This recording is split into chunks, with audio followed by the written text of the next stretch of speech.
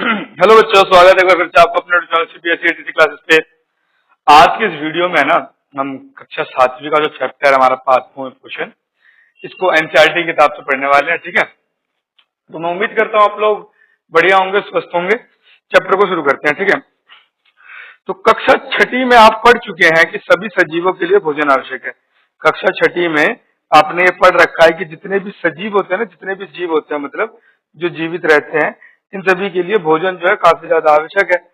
आप यह भी पढ़ चुके हैं कि कार्बोहाइड्रेट, प्रोटीन, विटामिन हमारे भोजन के खनिज घटक होते हैं। क्या पढ़ा था आपने? मैं आपको दोबारा से रिकॉल करा दूं। आपने ये पढ़ा था कि कार्बोहाइड्रेट, प्रोटीन, वसा, विटामिन एवं खनिज भोजन के घटक है। अपने 6ठी में पढ़ा था ना, भोजन के मुख्य घटक चैप्टर थे, भोजन का घटक नाम था। उसमें हमने पढ़ा था कार्बोहाइड्रेट है, प्रोटीन है, वसा है, विटामिन है एवं जो खनिज लवण थे हमारे, ये भोजन के हमारे मुख्य घटक थे। ठीक है, तो भोजन के ये जो घटक हमारे शरीर के लिए आवश्यक थे ना, ये जो हमारे शरीर के लिए आवश्यक है, तथा इन्हें हम पोषक कहते हैं। सभी सजीवों, सभी जीवों को भोजन की आवश्यकता होती है। सभी जीवों को क्या बोला मैंने? भोजन की आवश्यकता होती है। पौधे, पादप इस स्वयं के लिए भोजन बना सकते हैं, परंतु मानव सहित कोई भी प्राणी अपना भोजन स्वयं नहीं बना सकता।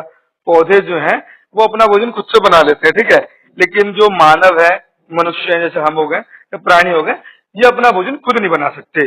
तो वे पादपों अथवा पादपों का आहार ग्रहण करने वाले जंतुओं से अपना भोजन प्राप्त करते हैं। वो क्या करते हैं? पौधों से, या फिर जो जानवर पौधों को खाते हैं ना, उनसे अपना भोजन ग्रहण करने का कार्य करते हैं। अतः मानव तथा अन्य प्राणी प्रत्यक्ष अथवा परोक्ष रूप से पादपों पर निर्भर है। देखो हमने क्या पढ़ा, या तो हम डायरेक्ट पौधों को खाएंगे, ठीक है, या अगर हम मांसाहारी भी, अगर हम किसी जानवर को भी खाते हैं, तो हम वो जानवर जो है वो भी तो पौधे को ही खा के पड़ा हुआ है ना। तो डायरेक्टली और इनडायरेक्टली, या फिर प्रत्यक्ष रूप से या फिर अप्रत्यक्ष कह लो या फिर परोक्ष रूप से कह लो, हम जो है, इंसान जो है, वो पादपों पर निर्भर हो जाते हैं। अब आ जाता है पादपों में पोषण की विधि। पादपों में पोषण की कौन सी विधि का फॉलो होता है, वो हमारे को यहाँ पे देखना है। तो केवल पादप ही ऐसे जीव है जो जल, कार्बन डाइऑक्साइड एवं खनिज की सहायता से अपना भोजन बना सकते हैं। सिर्फ पौधे ही एकमात्र ऐसे जीव हैं जो पानी हो गया, जल हो गया, कार्बन डाइऑक्साइड हो गया, खनिज हो गया, इन खनिज बोलते हैं मिनरल्स को, मतलब जो मिनरल जो मिट्टी वगैरह प्रेजेंट होती है, उनसे अपना भोजन बना सकते हैं। ठीक है, ये सभी पदार्थ उनके परिवेश में उपलब्ध होता, मतलब उनके पास में, उनके चारों तरफ उपलब्ध होता है। पोषक पदार्थ सजीवों की शारीरिक संरचना, पोषक पदार्थ जो होते हैं सजीवों, सजीव मतलब जितने भी जीवित होते हैं, सभी के शारीरिक संरचना, शरीर को बनाने में, वृद्धि तथा क्षतिग्रस्त भागों के रख रखाव के लिए समर्थ बनाते हैं तथा विभिन्न जैव प्रक्रमों के लिए आवश्यक ऊर्जा प्रदान करते हैं। पोषक पदार्थ जो होते हैं शरीर की संरचना बनाते हैं, शरीर का एक नक्शा डिजाइन रेडी करते हैं, वृद्धि मतलब ग्रो करने में मदद करते हैं, और क्षतिग्रस्त मतलब जहां कहीं पे आपको कोई भी दिक्कत वगैरह हुआ है, उस भागों की रख रखाव के लिए भी आपको योग्य या फिर आपको समर्थ बनाते हैं तथा विभिन्न जैव प्रक्रमों के लिए आवश्यक ऊर्जा भी प्रदान करते हैं। विभिन्न जैव प्रक्रम मतलब जो, मतलब अलग अलग कार्य हम अपने दैनिक जीवन में कर रहे होते हैं, उनके लिए हमारे को ऊर्जा प्रदान करने का काम करते हैं। सजीवों द्वारा भोजन ग्रहण करने एवं उसके उपयोग की विधि को ही पोषण कहते हैं। सजीवों के द्वारा भोजन को ग्रहण करना तथा उसका उपयोग करने का जो विधि होता है, उसी को हम पोषण कहते हैं। आपसे पूछ लेते हैं, पोषण की डेफिनेशन बताइए, पोषण को परिभाषित कीजिए। अब सिंपल ऐसे लिख सकते हैं, सजीवों द्वारा भोजन को ग्रहण करने तथा इसके उपयोग को पोषण, उपयोग करने की विधि को ही हम पोषण कहते हैं। ठीक है, पता चल गया पोषण क्या होता है। पोषण तो आपने ऊपर पढ़ जाता, पोषण आपने नीचे पढ़ लिया। ठीक, अब आ गया पोषण की वह विधि जिसमें जीव अपना भोजन स्वयं संचालित करते हैं। मतलब पोषण का वह तरीका जिसके अंदर जो जीव है वो अपना भोजन खुद से बना रहे हैं, खुद से संचालित कर रहे हैं, स्वपोषी कहलाती है, उसको हम स्वपोषी कहते हैं। अतः ऐसे पादपों को स्वपोषी भी कहते हैं। जो पादप इसको फॉलो करते हैं ना, उसको भी हम स्वपोषी कह देते हैं, और ये विधि को भी स्वपोषी विधि कहा जाता है। जंतुओं एवं अधिकतर अन्य जीव पादपों द्वारा संश्लेषित भोजन ग्रहण करते हैं, उन्हें विषमपोषी कहते हैं। कह रहा है जंतु हो गए, या फिर एवं अधिकतर अन्य जीव, या फिर बाकी के जितने भी जीव वगैरह है ना, वो पादपों द्वारा संश्लित मतलब पौधों के द्वारा बनाए गए भोजन को ही, संश्लित भोजन को ही ग्रहण करते हैं या फिर खाते हैं, तो उनको हम विषमपोषी कहते हैं। अब हम पूछ सकते हैं कि पादपों में खाद्य फैक्ट्री कहाँ स्थित है। कह रहा है कि अब हमें ये बताओ कि पौधों में फूड फैक्ट्री कहाँ पे स्थित है, मतलब पौधों में भोजन बनता कहाँ पे है। क्या पादपों के सभी भागों में निर्मित होता है, क्या भोजन जो होता है सभी भागों में निर्मित होता है, अथवा केवल कुछ विशेष भागों में, या फिर कुछ पर्टिकुलर भाग है, जैसे कुछ पर्टिकुलर हमारे घर में किचन होता है, किचन में खाना बनता है, चूल्हे पे ही बनता है, तो कुछ स्पेशल भाग है वहां बनता है या फिर क्या कहाँ पे बनता है। पादप अपने परिवेश में कच्ची सामग्री किस प्रकार प्राप्त करते हैं, खाद्य फैक्ट्री तक उनका स्थानांतरण किस प्रकार होता है। ये आपसे इसमें लगभग 5-7 क्वेश्चन पूछ लिए गए हैं, ठीक है। अब इन्हीं 500 क्वेश्चन के आंसर हमारे को इसके अंदर नीचे वाले पैराग्राफ में मिलने वाले हैं। इस पैराग्राफ को ध्यान से समझिएगा, इससे क्वेश्चन आपके एमसीक्यू बेस पे और फिलिंदा बना करके पेपर में पूछ लिया जाता है, ठीक है। तो ध्यान से समझिएगा। देखिए, पत्तियां पादप की खाद्य फैक्ट्री, सबसे पहला क्वेश्चन ये था कि पत्तियों में खाद्य फैक्ट्री कहाँ होती है। जो पत्तियां होती है ना पौधों की, वो एक पौधे की खाद्य फैक्ट्री होती है। अतः सभी कच्चे पदार्थ पत्तियों तक पहुंचने चाहिए, जिसके लिए जितने भी कच्चे पदार्थ होते हैं वो सभी पत्तियों तक पहुंचना बहुत ज्यादा जरूरी है। मृदा में उपस्थित जल एवं खनिज जड़ मूल द्वारा अवशोषित किए जाते हैं। जल और जो खनिज होते हैं ना, मिट्टी के अंदर जो हमारे जड़ होते हैं, कक्षा छठी में हमने पौधों को जाने चैप्टर में पढ़ा था, जड़ जो होते हैं मिट्टी से पानी और खनिज को सोखते हैं। तो मिट्टी से पानी और खनिज हमारा सोख लिया इन्होंने, तथा तने के माध्यम से पत्तियों तक पहुंचाए जाते हैं। तने की सहायता से पत्तियों तक पहुंचा दिए जाते हैं। पत्ती की सतह पर उपस्थित सूक्ष्म रंध्रों द्वारा वायु में उपस्थित कार्बन डाइऑक्साइड प्रवेश करती है।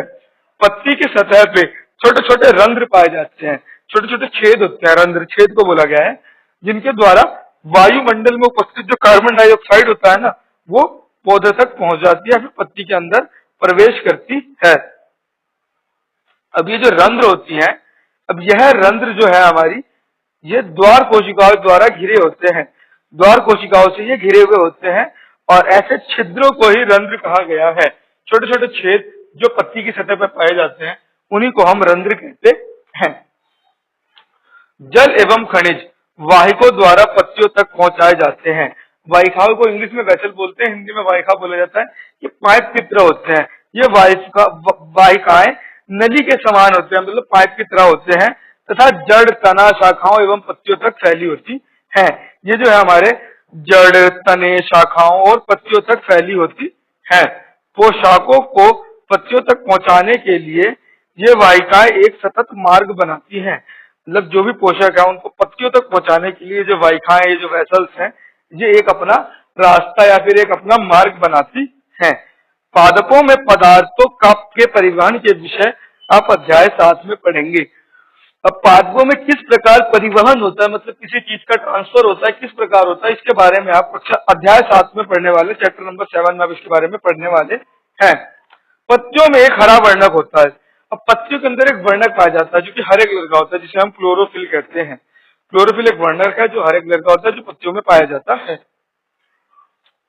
क्लोरोफिल जो होता है सूर्य के प्रकाश की ऊर्जा को संग्रहण करने में पत्ती की सहायता करता है। ये क्लोरोफिल क्या करता है, सूर्य की प्रकाश को संग्रहण करने में या फिर खींचने में मदद करता है, और इस ऊर्जा का उपयोग जल एवं कार्बन डाइऑक्साइड से खाद्य संश्लेषण में होता है। ये सौर ऊर्जा होता है, इसी के उपयोग से और जल और कार्बन डाइऑक्साइड की मदद लेते हुए खाना बनाया जाता है, फिर खाना का निर्माण होता है पत्तियों में, जो कि पौधे की ग्रोथ के लिए काफी ज्यादा इंपॉर्टेंट हो जाता है। अब क्योंकि खाद्य संश्लेषण सूर्य के प्रकाश की उपस्थिति में होता है, इसलिए इसे प्रकाश संश्लेषण भी कहते हैं। अब पौधे के अंदर हमने देखा है खाद्य संश्लेषण सूर्य के प्रकाश की उपस्थिति में होता है, इसलिए इसको हम प्रकाश संश्लेषण भी कहते हैं। अतः हमने देखा कि क्लोरोफिल सूर्य के प्रकाश, कार्बन डाइऑक्साइड एवं जल प्रकाश संश्लेषण के लिए आवश्यक है। हमने देखा कार्बन डाइऑक्साइड, जल, क्लोरोफिल और सूर्य की प्रकाश जो है, ये प्रकाश संश्लेषण के लिए काफी ज्यादा आवश्यक है। इस पृथ्वी पर यह एक अद्वितीय प्रक्रम है, मतलब कि एक अनोखा प्रक्रम कह सकते हो आप इसको। पत्तियों द्वारा सौर ऊर्जा संग्रहित की जाती है तथा पादप के खाद्य के रूप में संचित हो जाती है। पत्तियां जो है सौर ऊर्जा लेती हैं और अपना भोजन बना लेती हैं। अतः सभी जीवों के लिए सूर्य ऊर्जा का चरम स्रोत है। अब देखो, अब हमने खाने की बात की। अब कोई कह रहा होगा कि भैया हम तो ऑक्सीजन से भी जीवित रहते हैं ना, हम तो ऑक्सीजन से सांस लेते हैं। तो भाई ऑक्सीजन बनता कैसे, पहले आपको ये सवाल आया। ऑक्सीजन बनने के लिए भी प्रकाश संश्लेषण होना आवश्यक है। तो प्रकाश संश्लेषण कब होगा, जब सूर्य की प्रकाश उसमें मिलेगी। तो इससे हमें यह पता चल गया कि जितने भी जीव धरती पे इस ब्रह्मांड में है ना, ये सभी के सभी सूर्य ऊर्जा के ऊपर डिपेंडेंट है या फिर उसके ऊपर निर्भर है, क्योंकि सूर्य की ऊर्जा जो है वो इनके लिए अब चरम स्रोत बन चुका है। क्या आप कल्पना कर सकते हैं कि प्रकाश संश्लेषण नहीं होगा तो क्या होगा? कह रहे हैं एक बार आप सोचो कि अगर प्रकाश संश्लेषण ही ना हो तो क्या करोगे। प्रकाश संश्लेषण न होने की स्थिति में खाद्य उपलब्ध नहीं होगा। यदि प्रकाश संश्लेषण नहीं होगा ना तो खाना उपलब्ध नहीं होगा। सभी सजीवों का अस्तित्व प्रत्यक्ष या परोक्ष रूप से पादपों पर निर्भर है, निर्मित भोजन पर निर्भर करता है। जितने भी सजीव है ना, जितने भी जीव है, सब पौधे के ऊपर डिपेंडेंट है। अगर ये नहीं तो कोई नहीं। इसके अतिरिक्त, इसके अलावा सभी जीवों के लिए परम आवश्यक ऑक्सीजन भी प्रकाश संश्लेषण के दौरान ही निर्मित होती है। मैंने भी आपको क्या बताया कि इसके अतिरिक्त सभी जीवों के लिए परम आवश्यक ऑक्सीजन भी प्रकाश संश्लेषण के दौरान ही निर्मित होती है। ये जो प्रकाश संश्लेषण नहीं होगा तो ऑक्सीजन भी हमारे को नहीं मिलेगा। अब आता है प्रकाश संश्लेषण की अनुपस्थिति में पृथ्वी पर जीवन की कल्पना असंभव है। अगर प्रकाश संश्लेषण ना होना तो पृथ्वी के ऊपर जीवन ही संभव नहीं है। और जीवन सिर्फ हमारा नहीं, किसी भी जीव का संभव नहीं है। कोई भी जीव जीवित नहीं बचेगा अगर प्रकाश संश्लेषण नहीं हुआ तो। प्रकाश संश्लेषण के दौरान पत्तियों की क्लोरोफिल युक्त कोशिकाएं सूर्य की प्रकाश की उपस्थिति में कार्बन डाइऑक्साइड एवं जल से कार्बोहाइड्रेट का संश्लेषण करती हैं। इस प्रक्रम को निम्न समीकरण के द्वारा दर्शा सकते हैं। प्रकाश संश्लेषण के दौरान, मतलब जब प्रकाश संश्लेषण हो रहा होता है तो पत्तियों के अंदर जो क्लोरोफिल युक्त कोशिका, मतलब कुछ कोशिका पाई जाती है जिनके अंदर क्लोरोफिल प्रेजेंट होता है या फिर उपस्थित होता है। ये सूर्य के प्रकाश की उपस्थिति में, मतलब सूर्य की प्रकाश जब उपस्थित रहेगा उस समय कार्बन डाइऑक्साइड एवं जल से कार्बोहाइड्रेट का संश्लेषण करती है। किस चीज का संश्लेषण करती है, ध्यान से सुनना, कार्बोहाइड्रेट का संश्लेषण करती है। आपसे पेपर में पूछा जाता है कि जब पत्तियों में फोटोसिंथेसिस होता है तो भोजन किस रूप में बनता है, फिर किस रूप में रहता है, तो कार्बोहाइड्रेट का संश्लेषण करती है। और इस प्रक्रम को हम निम्नलिखित समीकरण से भी दर्शा सकते हैं।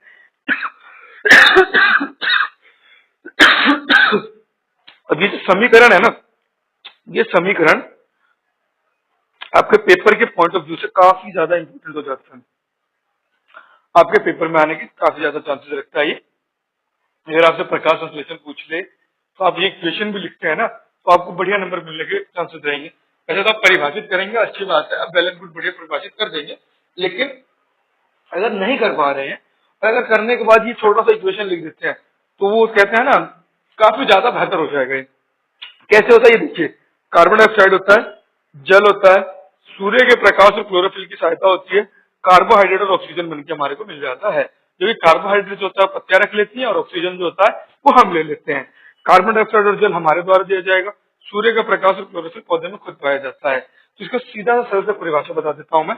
वह प्रक्रिया जिसके माध्यम से, जिसमें पौधे कार्बन डाइऑक्साइड जल की सहायता से सूर्य की प्रकाश और क्लोरोफिल की उपस्थिति में अपने भोजन का निर्माण करती हैं, इसी को हम प्रकाश संश्लेषण कहते हैं। उम्मीद करता हूं आपने अच्छे से सुना होगा और आपको समझ में भी आ गया होगा। बाकी इसके बाद जब हम नोट्स वगैरह करेंगे तो मैं उसमें भी आपको लिखवा के दिखा दूंगा। इस प्रक्रम में ऑक्सीजन निर्मुक्त होती है। ये जो प्रक्रिया देखिए आपने, इसके अंदर ऑक्सीजन निर्मुक्त हो रही थी। कार्बोहाइड्रेट अंततः पत्तियों में मंड स्टार्च के रूप में संचित होता है। पत्तियों के अंदर जब स्टोरेज की बात पूछी जाएगी तो आप मंड बोलेंगे, बनता कार्बोहाइड्रेट में और स्टोरेज मंड के रूप में हो जाता है। यह आपको डायग्राम दे रखा है, पत्ती इस प्रकार की होती हैं। अगर आप पत्तियों को देखेंगे तो इस प्रकार से दिखाई देगा, इसके अंदर द्वार कोशिका, क्लोरोफिल और रंध्र दिखाई देंगे। और अगर एक रंध्र को देखेंगे तो रंध्र हमारा इस प्रकार से होता है प्रॉपर, और रंध्री द्वार होते हैं। इसके अंदर जो द्वार होते हैं वो निश्चित रखते हैं कि कार्बन डाइऑक्साइड पत्तियों के अंदर आए और ऑक्सीजन पत्तियों के अंदर से बाहर जाए। ठीक है। पत्ती में स्टार्च की उपस्थिति प्रकाश संश्लेषण प्रक्रम का संपन्न होना दर्शाता है। पत्तियों के अंदर जो स्टार्च पाया जाता है ना, ये प्रकाश संश्लेषण के प्रक्रम का संपन्न दर्शाता है। मतलब कि प्रकाश संश्लेषण किस प्रकार हो रहा है पूरा का पूरा हमारे को दर्शाता है। स्टार्च भी एक प्रकार का कार्बोहाइड्रेट ही होता है। स्टार्च या फिर जो मंड है ये भी एक प्रकार का कार्बोहाइड्रेट होता है। ये आपको एक डायग्राम की तरह समझाया गया है। आपके स्कूल में टीचर्स जो है वो डायग्राम हो सकता है आपसे बनवाएंगे भी। डायग्राम में देखिए एक हमारा पौधा है, मिट्टी के अंदर से जल एवं खनिज जा रहा है, ठीक है। कार्बन डाइऑक्साइड हमारे यहाँ से जा रहा है, ऑक्सीजन वो बाहर दे रही है। ये जाने का तीर और ये आने का तीर हमें दिखा रखा है। सूर्य की ऊर्जा इसके अंदर जा रही है और पत्ती के अंदर ये हमारा क्लोरोफिल पाया जाता है और इस प्रकार से प्रकाश संश्लेषण होता रहता है। आगे बढ़ते हैं। आगे हमारे को दे रखा है पत्तियों में अतिरिक्त पादपों के दूसरे हरे भाग जैसे हरे तने एवं हरी शाखाएं में प्रकाश संश्लेषण होता है। मरुस्थलीय पादपों में वाष्पोत्सर्जन द्वारा जल क्षय को कम करने के लिए पत्तियां शल्क अथवा शूल रूपी हो जाती हैं। इन पादपों के तने हरे होते हैं जो प्रकाश संश्लेषण का कार्य करते हैं। यह आपने पिछले साल पढ़ा था पौधों को जानिए में कि जो रेगिस्तान में जैसे कैक्टस का पौधा था ये किस प्रकार करता है। तो कुछ पौधे होते हैं जिनके अंदर तने वगैरह भी हरे होते हैं ना, उसमें तने वगैरह भी होते हैं और इसमें पत्तियां नहीं पाई जाती है, क्योंकि पत्तियां अगर उसमें पाई जाएंगी तो वाष्पोत्सर्जन होगा, मतलब कि पौधे में से खराब पानी बाहर निकलेगा, जिससे कि रेगिस्तान में तो वैसे पानी की कमी होती है। इसकी वजह से उसके अंदर जो स्टेम या फिर जो तना होता है ना वही हरे कलर का होता है, उसी में क्लोरोफिल पाया जाता है और उसी में ही फोटोसिंथेसिस हो जाता है, प्रकाश संश्लेषण हो जाता है।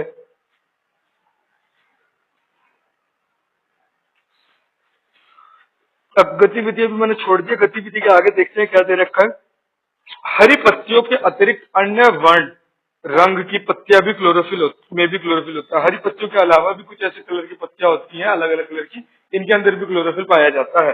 परंतु लेकिन इन पत्तियों में क्या होता है, परंतु इन पत्तियों में उपस्थित लाल, भूरे अथवा अन्य वर्ण क्लोरोफिल के रंग को प्रच्छन्न कर देते हैं अर्थात ढक देते हैं।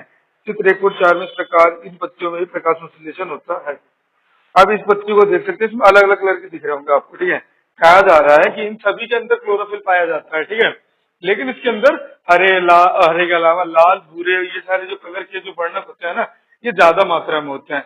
ये हरे वर्णक को ढक देते हैं, क्लोरोफिल को ढक देते हैं, जिसकी वजह से इनमें हमें ये रंग ज्यादा दिखाई दे रहा होता है, हमारा अपना हरा रंग कम दिखाई दे रहा होता है। और इन प्रकार के पत्तियों वाले पौधों में भी प्रकाश संश्लेषण हो रहा होता है, ठीक है।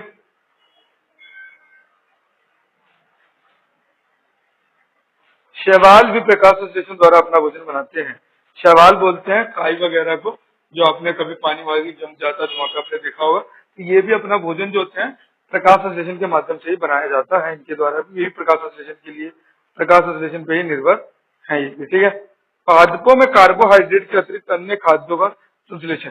पौधे के अंदर कार्बोहाइड्रेट के अलावा बाकी के जो खाद्य होते हैं उनका संश्लेषण किस प्रकार होता है। अभी आपने पढ़ा कि प्रकाश संश्लेषण प्रक्रम द्वारा पादप जो है वो कार्बोहाइड्रेट का संश्लेषण करते हैं। अभी आपने पढ़ा कि प्रकाश संश्लेषण, बिल्कुल सही बात, हमने अभी ये पढ़ा। तो कार्बोहाइड्रेट कार्बन, हाइड्रोजन एवं ऑक्सीजन से बनते हैं। कार्बोहाइड्रेट जो होता है हमारा कार्बन, हाइड्रोजन और ऑक्सीजन से बनता है। इनका उपयोग खाद्यों के अन्य घटकों के संश्लेषण में होता है। इनका उपयोग खाद्यों के अन्य घटकों मतलब बाकी के घटक के भी बनने में होता है, परंतु लेकिन प्रोटीन नाइट्रोजनी पदार्थ है। प्रोटीन जो है वो नाइट्रोजन से बनने वाला पदार्थ है, जिसमें कार्बन, ऑक्सीजन एवं हाइड्रोजन के अतिरिक्त नाइट्रोजन भी होता है। प्रोटीन के अंदर कार्बन भी होता है, हाइड्रोजन भी होता है, ऑक्सीजन भी होता है, साथ ही साथ नाइट्रोजन भी होता है। और पादपों को नाइट्रोजन कहाँ से प्राप्त होती है, पूछा गया कि पादपों में नाइट्रोजन कहाँ से आता है। याद कीजिए वायुमंडल में नाइट्रोजन गैसीय अवस्था में प्रचुर मात्रा में पाई जाती है। हमने पहले ही पढ़ रखा है कि हमारा जो वायुमंडल है इसके अंदर नाइट्रोजन जो है काफी ज्यादा मात्रा में, प्रचुर मात्रा में पाई जाती है। परंतु पादप इसका अवशोषण इसी रूप में नहीं कर सकते, लेकिन जितने भी पौधे हैं वो इसका अवशोषण मतलब इसको यूज इसी रूप में नहीं कर सकते, मतलब गैस की अवस्था में नहीं कर सकते हैं। मिट्टी में कुछ विशेष जीवाणु होते हैं, मिट्टी के अंदर कुछ विशेष जीवाणु पाए जाते हैं जो गैसीय नाइट्रोजन को उपयोगी यौगिकों में परिवर्तित कर मृदा में निर्मुक्त करते हैं। कुछ मिट्टी के अंदर कुछ विशेष जीवाणु पाए जाते हैं जो गैस वाले नाइट्रोजन को उपयोगी यौगिक में परिवर्तित, मतलब जिस प्रकार से उपयोग करता हूं उस रूप में परिवर्तित करके मिट्टी के अंदर निर्मुक्त कर देते हैं। यह विलीय पदार्थ पादपों द्वारा जल के साथ अवशोषित कर लिए जाते हैं। और ये जो विलीय पदार्थ होगा, जो मतलब कि जिस भी रूप में यौगिक में कन्वर्ट किया गया उपयोगी यौगिक में, वो जल के साथ पौधों के अंदर अवशोषित कर लिया जाता है। संभवतः आपने देखा है कि किसान अपने खेतों में उर्वरक तथा खाद डालते हैं। इसके अलावा आपने ये भी देखा है कि जो किसान होते हैं ना, वो अपने खेतों में उर्वरक तथा खाद भी डालते हैं जिनमें नाइट्रोजनी पदार्थ की प्रचुरता होती है, जिसके अंदर नाइट्रोजन पदार्थ काफी ज्यादा मात्रा में पाया जाता है। इस प्रकार अन्य संगठकों के साथ पादपों की नाइट्रोजन की मांग की आपूर्ति हो जाती है। इसके अंदर इस तरीके से जो नाइट्रोजन के अलावा बाकी चीजों की जरूरत होती है वो भी पूरी हो जाती है। इसके पश्चात पादप खाद्य के अन्य संगठनों जैसे प्रोटीन एवं वसा का भी संश्लेषण करते हैं। इसके अलावा प्रोटीन और वसा का भी संश्लेषण खाद्य जो होता है बाकी घटकों की सहायता से कर लेते हैं। अब आता है आपके पास पादपों में पोषण की अन्य विधियां, मतलब पौधों के अंदर पोषण की कुछ अलग तरीके भी पाए जाते हैं, उस तरीकों को देख लेते हैं। कुछ पादप पौधे ऐसे भी हैं, कुछ पौधे ऐसे भी पाए जाते हैं जिनमें क्लोरोफिल नहीं पाया जाता, जिनके अंदर क्लोरोफिल नहीं होता, वे भोजन संश्लित नहीं कर सकते, वो अपना भोजन खुद नहीं बना सकते। वे कैसे जीवित रहते हैं, फिर वो जीवित कैसे हैं, तथा वे पोषक किस प्रकार प्राप्त करते हैं और वो किस प्रकार पोषक प्राप्त कर पा रहे हैं। तो मनुष्य एवं अन्य प्राणियों की तरह यह पादप भी अपने पोषण के लिए अन्य पादपों द्वारा निर्मित खाद्य पर निर्भर होते हैं। तो ये पादप जो होते हैं ये भी अन्य मनुष्य और प्राणियों की तरह किसी दूसरे के ऊपर निर्भर होते हैं और ये विषम पोषी प्रणाली का उपयोग करते हैं। विषम पोषी प्रणाली वही थी ना जिसके अंदर हम दूसरे के ऊपर निर्भर थे। तो कुछ पौधे ऐसे भी होते हैं जो विषम पोषी प्रणाली पर भी निर्भर होते हैं। चित्र 1.5 को ध्यान से देखिए। चित्र 1.5 ध्यान से देखिए। हरे कलर के कुछ पौधे हैं, उसके ऊपर पीले पीले कलर के कुछ छाए हुए हैं। तो क्या आपको एक वृक्ष के तने और सतहों से लिपटी रस्सी नुमा पीले रंग की संरचना दिखाई देती है? बिल्कुल दिखाई देती है जी। ये अमर बेल का पादप है, ये अमर बेल का पौधा है और इसके अंदर क्लोरोफिल नहीं होता, इसके अंदर क्लोरोफिल नहीं। ये अपना भोजन उस पादप से प्राप्त करते हैं जिस पर ये आरोहित होते हैं। ये जो होते हैं अपना भोजन उसी पादप से निकाल लेते हैं जिसके ऊपर ये आरोहित है या फिर जिसके ऊपर ये जाकर के बैठे हुए हैं। जिस पर ये आरोहित होते हैं वह पादप परपोषी कहलाता है। जिस भी पौधे के ऊपर ये आरोहित मतलब जाकर के हैं वह पादप जो है वो परपोषी कहलाता है, क्योंकि अमर बेल जैसे पादप परपोषी का अमूल्य पोषकों से वंचित करते हैं। क्योंकि अमर बेल जैसे जो पादप है ये परपोषी को अमूल्य पोषकों से वंचित करते हैं, तो अलग करते हैं। अतः ये परजीवी इन्हें परजीवी कहते हैं। तो इन्हीं को ही हम परजीवी कहते हैं क्योंकि ये दूसरे जीव से अपना पोषण कर पा रहे हैं, कर रहे हैं, इसलिए इनको परजीवी भी कहा गया है। क्या हम एवं अन्य जंतु, क्या हम और जो बाकी के जंतु वगैरह होते हैं भी एक प्रकार के परजीवी हैं? हम भी क्या एक प्रकार के परजीवी ही हैं? आपको इस पर विचार करना चाहिए। अपने अध्यापक से इस विषय पर चर्चा कीजिए। आप भी चर्चा कीजिए, फिर भी नहीं समझ में आए तो कमेंट सेक्शन में पूछिएगा। क्या आपने ऐसे पादपों को देखा अथवा उनके विषय में सुना है? क्या आपने ऐसे पादपों को देखा या फिर उनके बारे में सुना है जो जंतुओं का भक्षण करते हैं? भक्षण मतलब खा जाना। क्या जो जो दूसरे जंतु को ही खा जाते हैं? कुछ ऐसे पादप भी हैं, कुछ ऐसे पादप भी हमारे पास है जो कीटों को पकड़ते हैं तथा उन्हें पचा जाते हैं। कीटों को पकड़ा और उन्हें पचा लिया। क्या यह विस्मयकारी नहीं है? क्या ये थोड़ा अलग सा नहीं, विस्मयकारी नहीं है? ऐसे पौधे हरे भी या अन्य किसी भी रंग के हो सकते हैं। ऐसे पौधे जो होते हैं हमारे हरे या फिर अलग रंग के भी हो सकते हैं। चित्र 1.6 में पादप को देखिए। चित्र 1.6 को देखते हैं। ये है चित्र 1.6 में घट पर्णी या फिर पिचर पादप दिखा रखा है। में घड़े जैसी संरचना होती है, इसके अंदर एक घड़े जैसा संरचना बना के दे रखा है और उसको ढक्कन दे रखा है। ठीक है, इसके घड़े के सामने दिखाई देने वाली संरचना वास्तव में उसकी पत्ती का रूपांतरित भाग है। ये जो घड़े की तरह दिखाई दे रहा है या सिर्फ उसकी पत्ती का रूपांतरण, मतलब पत्ती रूप में बदल चुका है, वो पत्ती का ही भाग है। पत्ते का शीर्ष भाग घड़े का ढक्कन है बनाता है। पत्ते का जो बचा हुआ भाग जो ऊपर का भाग है वो उसका ढक्कन बनाता है। घड़े के अंदर अनेक रोम होते हैं, अनेक मतलब बाल टाइप के होते हैं जो नीचे की ओर ढकेलते रहते हैं, जो किसी भी चीज को नीचे की ओर ढकेलते हैं, अर्थात अधोमुखी होते हैं। जब कोई कीट घड़े में प्रवेश करता है तो यह उसके रोमों के बीच फंस जाता है। जब भी कोई जीव इसके यहाँ प्रवेश करेगा तो इनके रोमों में फंस जाएगा और घड़े में उपस्थित पाचक रस द्वारा कीटों का पाचन हो जाता है। जो भी कीड़े जाएंगे उनका पाचन हो जाएगा क्योंकि घड़े के अंदर पाचन रस भी होता है। कीटों का भक्षण करने वाले ऐसे पादप कीट भक्षी पादप कहलाते हैं। जो भी पादप ऐसे हैं जो कीटों का भक्षण करते हैं उन पादपों को हम कीटभक्षी पादप कहते हैं। वीनस फ्लाई ट्रैप तथा संड्यू कीटभक्षी पादपों के दो अन्य उदाहरण हैं। वीनस हो गया, फ्लाई ट्रैप हो गया, या फिर संड्यू जो है, ये कीट भक्षी पादपों के अन्य उदाहरण हैं। इनके बारे में जानकारी प्राप्त कीजिए, इनके बारे में भी आप जानकारी प्राप्त कर सकते हैं।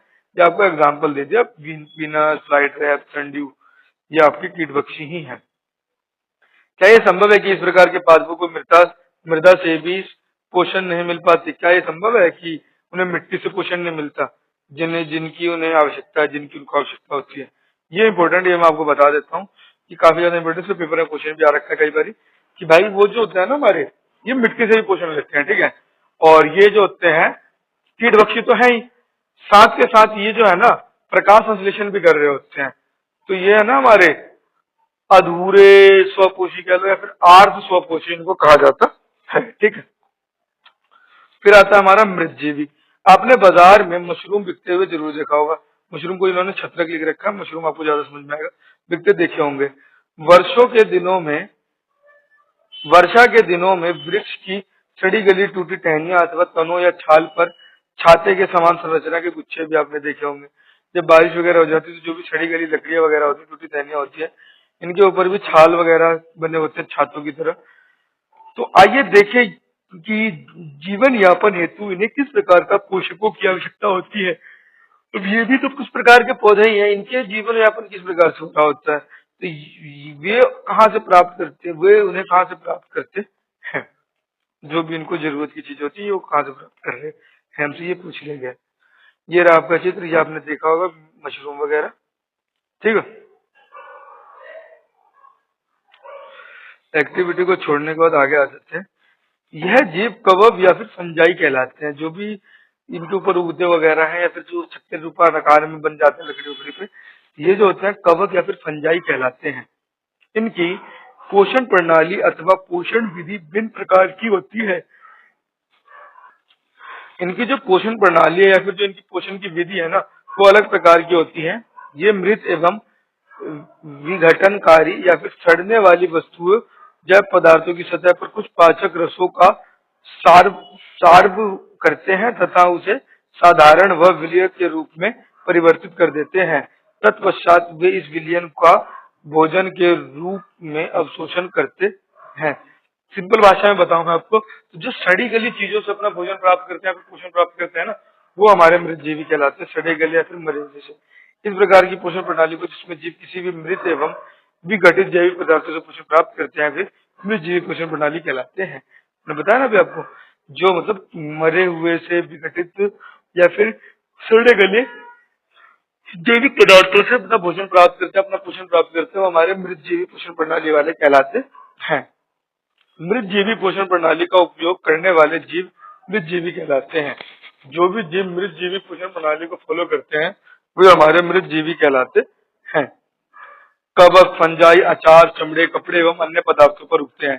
कवक, फंजाई, अचार या फिर जो चमड़े या फिर कपड़े के अन्य पदार्थों पर उगते हैं, वे उन स्थानों में भी उगते हैं जो नम्र एवं उष्ण हो, जो मतलब गीली और हल्की सी सूखी हो, वहां पे भी उग जाते हैं।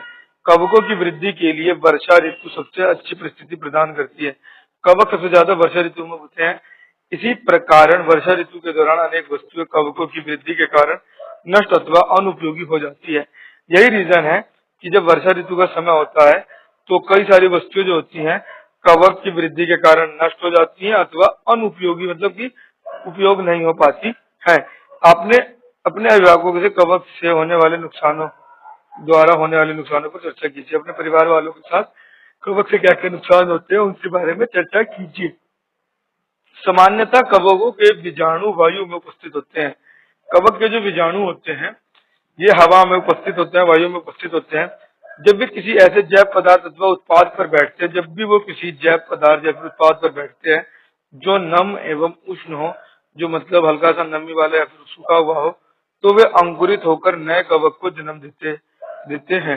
तो वो अंकुरित होते हैं, अंकुरन होता है उसके तरफ, वो नए कवक को जन्म दे देते हैं। क्या आप बता सकते हैं कि हम अपनी वस्तुओं को कवक द्वारा खराब होने से किस प्रकार बचा सकते हैं? बिल्कुल उनको बचा करके रखना होता है।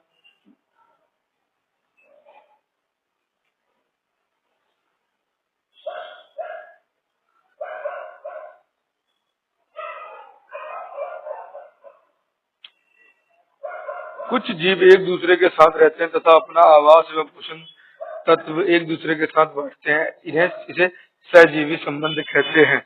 कुछ जीव ऐसे होते हैं जो एक दूसरे के साथ रहते हैं, ठीक है, तथा अपना आवास मतलब अपना रहने की जगह और अपना जो पोषक होता है, पोषक तत्व जो भी मतलब पोषक तत्व उनमें बनते हैं, उनको भी एक दूसरे के साथ बांटते हैं।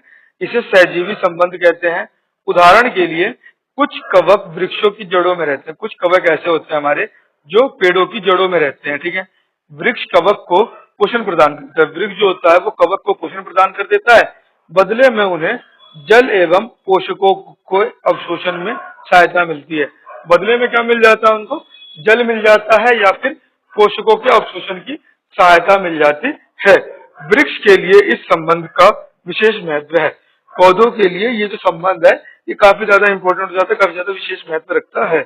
लाइकन कहे जाने वाले कुछ सजीवों में दो भागीदार होते हैं। लाइकन कहा जाता है उनमें कुछ ऐसे जीव होते हैं जिनमें दो भागीदार होते हैं। इनमें से एक शैवाल होता है, एक तो शैवाल होता है हमारा, तथा दूसरा कवक होता है। शैवाल में क्लोरोफिल उपस्थित होता है। शैवाल के अंदर क्या होता है? हमारा क्लोरोफिल पाया जाता है, जबकि कवक में क्लोरोफिल नहीं होता। कवक जो है हमारा उसके अंदर क्लोरोफिल नहीं होता है। कवक शैवाल को रहने में स्थान, जल एवं पोषण तत्व उपलब्ध कराता है। कवक जो है हमारा शैवाल को रहने का स्थान मतलब रहने की जगह, जल, पोषक तत्व उपलब्ध कराता है, तथा बदले में शैवाल प्रकाश संश्लेषण द्वारा संश्लेषित खाद्य कवक को देता है। बदले में जो हमारा शैवाल है ना, वो फोटोसिंथेसिस प्रकाश संश्लेषण करने के बाद जो भी खाद्य बनता है वो कवक को दे देता है। तो इस प्रकार दोनों एक दूसरे के साथ रह रहे हैं, अपना आवास शेयर कर रहे हैं, अपना आवास बांट रहे हैं और अपना पोषक भी बांट रहे हैं। मृदा में पोषकों की पुनः पूर्ति किस प्रकार होती है? मिट्टी के अंदर पोषक दोबारा से किस प्रकार आता जाता रहता है? मतलब पोषक एक बार खत्म हो गए तो दोबारा पोषक कहाँ से आएगा? हम तो ये पूछना चाह रहे हैं। तो क्या आपने किसानों को अपने खेत में अथवा माली को बगीचे, लॉन, गमले आदि अथवा में उर्वरक डालते देखा है? बिल्कुल देखा है जी, किसानों को उर्वरक डालते हुए। क्या आप जानते हैं कि वे इन्हें इन्हें मृदा में क्यों मिलाते हैं? आपको पता है मृदा में क्यों मिलाते हैं? आइए उनके बारे में जानते हैं। आप पढ़ चुके हैं कि पादप जो होते हैं मृदा में खनिज पोषक तत्व अवशोषित करते हैं। आपने पढ़ा, बिल्कुल पढ़ा कि मिट्टी के अंदर जो जड़ होते हैं उसी से मृदा के अंदर से ही वो अपना अवशोषित करते हैं सारी चीजें जो भी उनकी यूज की होती है। अतः मृदा में इनकी मात्रा लगातार कम होती जाती है। तो क्या होता है, मिट्टी के अंदर जो इनकी मात्रा है ना, इनके जो क्वांटिटी, इनका जो अमाउंट है वो कम होता जाता है। उर्वरक एवं खाद में उर्वरक और खाद के अंदर नाइट्रोजन, पोटेशियम, फास्फोरस जैसे पोषक होते हैं। नाइट्रोजन, पोटेशियम और फास्फोरस ये पोषक पाए जाते हैं। पादपों द्वारा लगातार उपयोग किए जाने के कारण मृदा में उनकी मात्रा धीरे धीरे कम होती जाती है। अब पौधे जो होते हैं इनका लगातार उपयोग करते हैं, जिसकी वजह से क्या होता है कि मृदा के अंदर, मिट्टी के अंदर इनकी मात्रा जो होती है धीरे धीरे कम होती जाती है। इसलिए